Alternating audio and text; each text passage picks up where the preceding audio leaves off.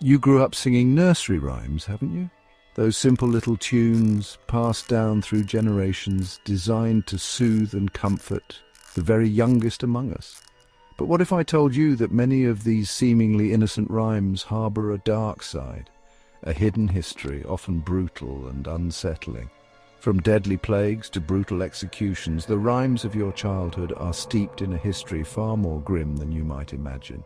These are echoes of a time when life was often short and always uncertain, a time when superstition and fear walked hand in hand. Join me now as we journey into the shadows of the familiar, peeling back the layers of time to uncover the unsettling truth behind those childhood melodies. These are the stories behind the rhymes, whispered in hushed tones, passed down through the ages, waiting to be brought to light. Our journey begins with perhaps the most chilling example of all, Ring Around the Rosie, a seemingly innocuous rhyme about children holding hands and falling down. But look closer, and a far more sinister tale begins to emerge. Ring around the Rosie. The image is vivid, isn't it? A rosy red ring appearing on the skin, an unmistakable mark of the bubonic plague, the Black Death, a pocket full of posies, flowers and herbs believed to combat the bad air thought to carry the plague were carried constantly, a fragrant but futile defense against an invisible killer. Ashes, ashes, some versions say atishu, atishu, which mimics sneezing, a plague symptom. We all fall down, represents mass death as entire villages were wiped out. Some historians debunk this theory, saying the rhyme wasn't documented until the 19th century, centuries after the plague. But the imagery of disease and death remains eerily fitting.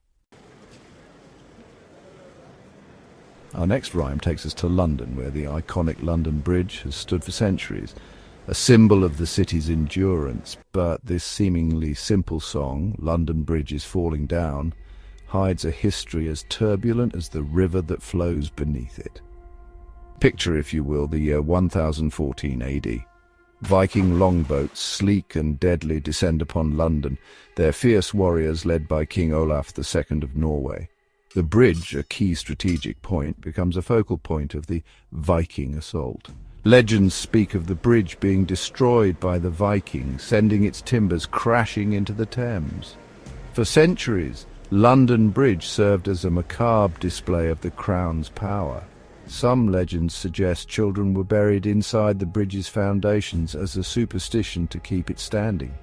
Human sacrifice theories were tied to the bridge, and let's not forget, during the medieval period, London Bridge was lined with the heads of executed prisoners, including William Wallace, the subject of the Academy Award-winning film Braveheart.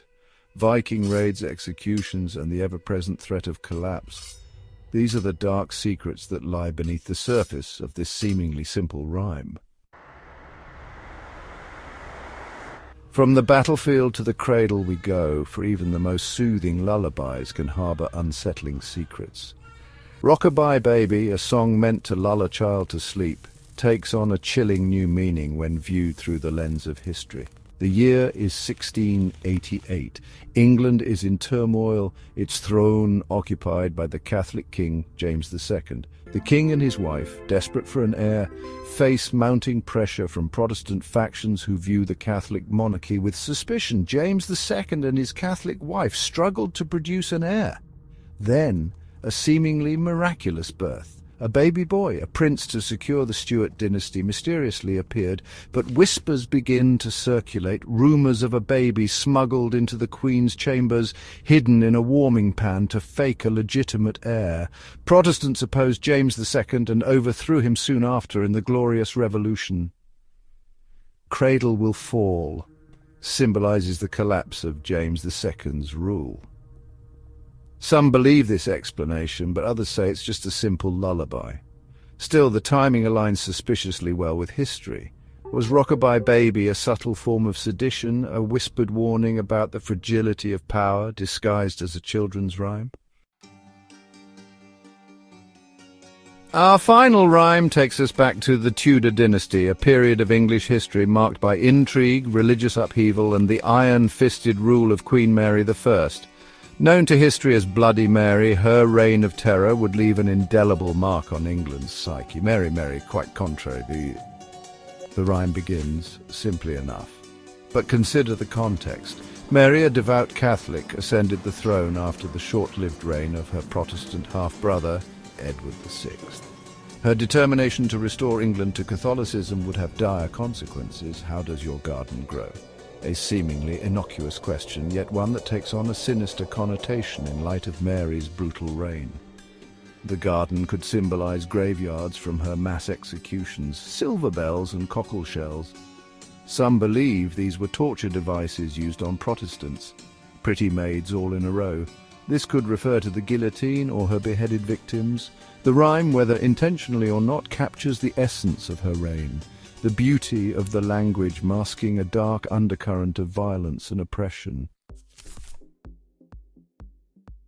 So the next time you hear a nursery rhyme, remember, those seemingly innocent lyrics may hide a chilling past. They are echoes of a time when life was often brutal and short, when superstition and fear held sway.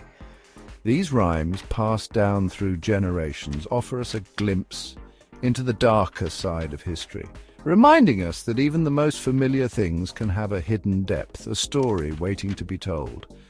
Listen carefully, and you might just hear the whispers of the past, carried on the wind, reminding us that the line between innocence and darkness can be thin indeed.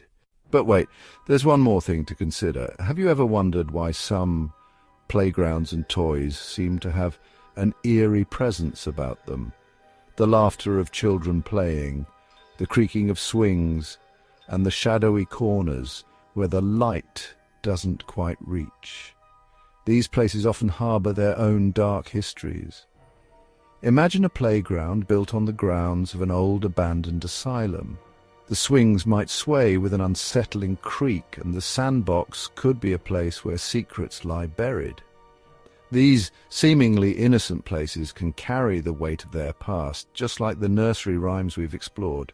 So, the next time you find yourself at a playground, listen closely. The echoes of the past might just be closer than you think, but that's a subject for another video.